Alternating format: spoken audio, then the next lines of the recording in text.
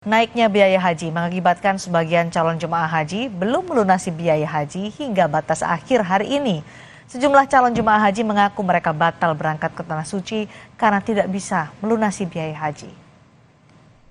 Sementara itu hingga hari terakhir perpanjangan waktu pelunasan biaya haji, sebanyak 499 jemaah calon haji di Sulawesi Selatan belum melunasi biaya haji.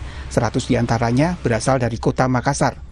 Kantor Wilayah Kementerian Agama Sulawesi Selatan mencatat sebanyak 499 jemaah calon haji Sulawesi Selatan belum melunasi biaya haji untuk keberangkatan tahun 2023. Para calon haji berasal dari 23 kabupaten kota di Sulawesi Selatan.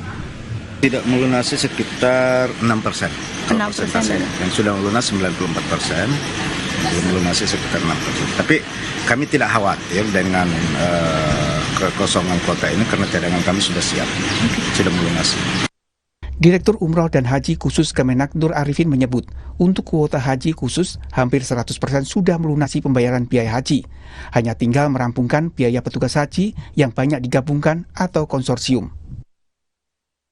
Posisi saat ini dari kuota 17.680 itu untuk jamaah sebanyak 16.305 sudah selesai pelunasan, dan untuk petugas haji khusus sebanyak 1.375 sedang proses pelunasan.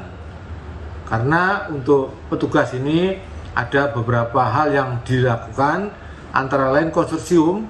Apabila satu PIHK memiliki jamaah kurang dari 45, maka perlu dilakukan penggabungan atau konsorsium. Tahun ini Indonesia mendapatkan kuota haji sebesar 221.000 orang.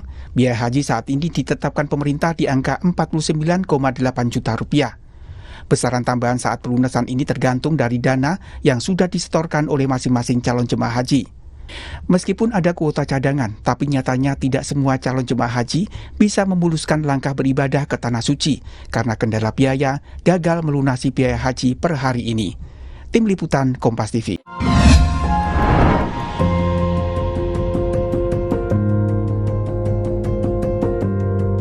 Kompas TV, Rumah Pemilu.